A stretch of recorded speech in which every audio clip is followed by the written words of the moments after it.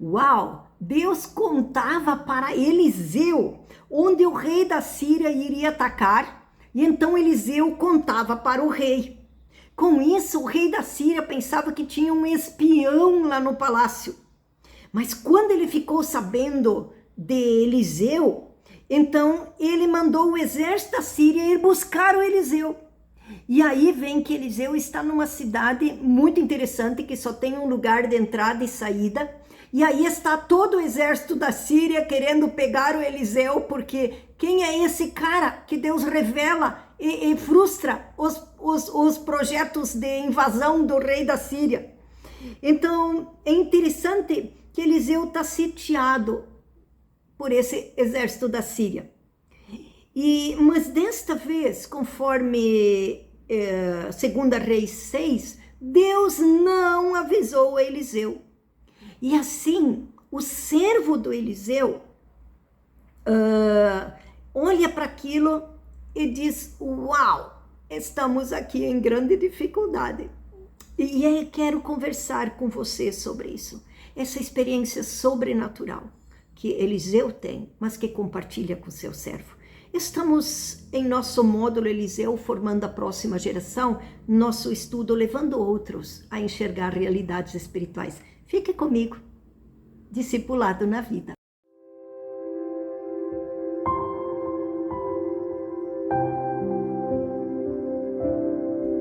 O servo de Eliseu reconhece a Eliseu como uma autoridade, como líder espiritual. E olha como ele se dirige a Eliseu nesse contexto de ver aquele exército da Síria ali cercando eles. Ele diz: meu Senhor, que faremos? É interessante que com isso ele diz faremos, ele se inclui. Com isso ele está se incluindo não só no problema, mas também se incluindo na resolução. Quer dizer, vamos fazer algo, vamos fazer junto. O que vamos fazer? Estou aqui. A percepção da realidade oprime ao servo do Eliseu. Ele está angustiado com isso. Ele diz: meu Senhor. E aqui nós temos então duas perspectivas diferentes da mesma circunstância. Eliseu via mais que o exército da Síria. Eliseu via a partir de Deus. Eliseu via a realidade de Deus. Eliseu via não só o mundo natural, mas ele via o mundo sobrenatural de Deus se movendo. Que lindo isso, não é? E o servo não. Por isso, aquela realidade, aquela circunstância o oprimia daquela maneira, o angustiava. Então, Eliseu diz para o seu servo para não ter medo. E não só explica o porquê ele não deve ter medo, mas leva o servo dele a ter uma experiência que vai além do saber cognitivo. Leva a ter uma experiência com Deus. Eliseu, ele pede a Deus para que ele revele ao seu servo o que ele mesmo está vendo. Foi Deus quem abriu os olhos do servo, não foi Eliseu. Mas Deus está sendo aqui o protagonista. E o servo recebe essa revelação de Deus. Os exércitos estavam ali de qualquer forma, os exércitos de Deus. Se o servo estivesse vendo, não. Há um mundo sobrenatural. Há um sobrenatural de Deus. Há um reino de Deus se instalando entre nós. Se nós estamos vendo ou não, ele está ali. Ele é real. Nós nascemos de forma natural de nossa mãe. E estamos limitados a lei da natureza de espaço e tempo. Eu só posso estar aqui, neste momento, não posso estar no futuro nem no passado, só posso estar no presente, só posso estar nesse lugar geograficamente, não posso estar em 2 lugares. Então, isso é uma limitação natural, porque nascemos de nossos pais.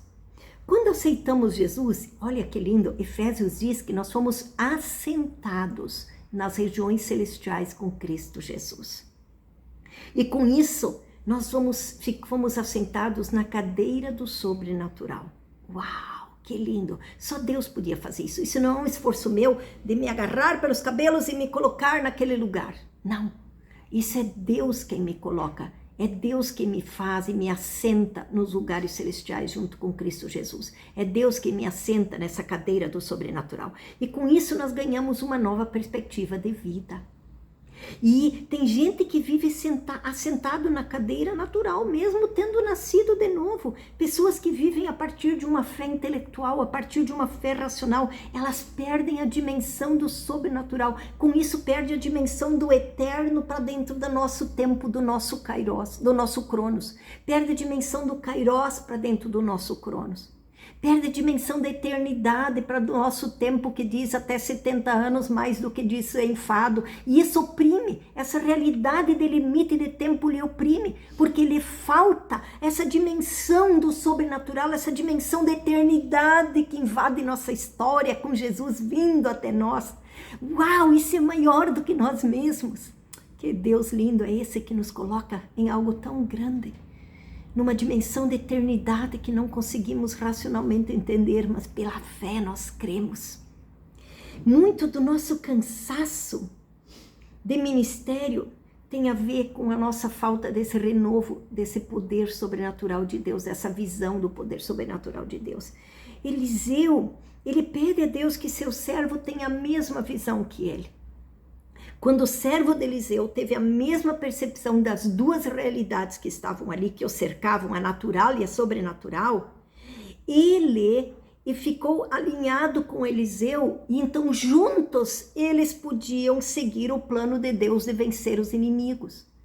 Olha como isso é interessante. Na medida em que o servo também tem essa visão sobrenatural de ver como Deus está se movendo nesse mundo natural, que há um sobrenatural de Deus se movendo nesse mundo natural, que os nossos olhos veem o natural, Eliseu pede que Deus abra os olhos do seu servo. Agora ele vê como Deus está se movendo de forma sobrenatural nesse mundo natural. E agora eles podem se juntar e se mover sobrenatural de Deus para dentro desse mundo natural.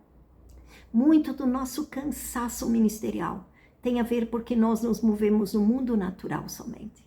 E não nos movemos com Deus a partir do mundo sobrenatural para dentro desse mundo natural. Como é importante ter um estilo de vida discernindo e ouvindo a voz de Deus, onde Deus está se movendo. Mesmo que tenhamos momentos específicos, intencionais de ouvir a Deus, nós precisamos ter um estilo de vida de ouvir a Deus. Em sua oração pelos cristãos de Éfeso, que é o nosso segundo texto aqui, Paulo primeiro afirma a eles: uau! Paulo diz que não cessa de dar graças a ele, que está intercedendo por eles. Que lindo, gente, ter um Paulo que ora, intercede, um homem de Deus fiel. Quem é uma pessoa fiel, que está crescendo, fiel a Deus, que intercede por você, que tem um compromisso de levar você a crescer, assim como Paulo estava comprometido em levar os cristãos de Éfeso a crescer? E em sua oração, Paulo pede que Deus dê a eles espírito de sabedoria, preste atenção, olha que lindo, e revelação no pleno conhecimento de Deus. Que lindo isso! Paulo pede que eles tenham essa percepção de sobrenatural, essa revelação do pleno conhecimento de Deus. A oração de Paulo é que eles conheçam a Deus de forma profunda, que eles não conheçam só a vontade de Deus, mas que eles conheçam a mente e vão além, que eles conheçam o coração de Deus. Não só um saber teológico, uma verdade sobre Deus. Paulo ora que eles experimentem Deus nas circunstâncias deles como um Deus real, gerando neles uma convicção divina que vai além de uma convicção só cognitiva, intelectual. Uma fé sobrenatural. Essa é a oração do Paulo. E Paulo ora que através das experiências, circunstâncias que eles estão vivendo, Deus revele a eles um pleno conhecimento deles. E Deus se revela a mim e você por meio das experiências que nós temos em nossa vida, das nossas circunstâncias. E a partir das nossas circunstâncias, nós podemos então experimentar Deus. E podemos, a partir das nossas circunstâncias, nossa vida ser mudada e Deus se tornando real para nós, não só um conhecimento. Um pouco mais de um ano atrás, eu chorei muito orando a Deus, falando de minha vontade de estar no Rio Grande do Sul, mais perto de minha família estendida. E compartilhando no microgrupo de discipulado, eu tive a experiência de ser ministrada em oração e ouvir Deus falar que deveríamos nos mover conforme a coluna de fogo se movesse.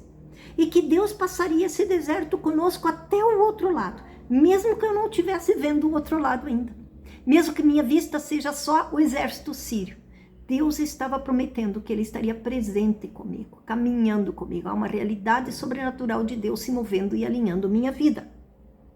A mesma experiência eu tenho tido ao final de um tempo de assessoria, ao silenciar e ouvir a Deus e orar com outros pastores ou pastoras, pedindo a Deus que eles ganhem uma percepção divina do mover deles, de Deus na vida deles e por meio da vida deles. Você tem percebido as circunstâncias de sua vida pessoal e ministerial a partir da cadeira do sobrenatural, de estar assentado com Cristo Jesus nas regiões celestiais, como alguém que está assentado como Cristo? Como está a sua percepção do que se move ao seu redor, dos exércitos de Deus e das investidas de Satanás também? Minha oração é que você cresça, como Paulo também orou, na revelação do pleno conhecimento de Deus. Um abraço.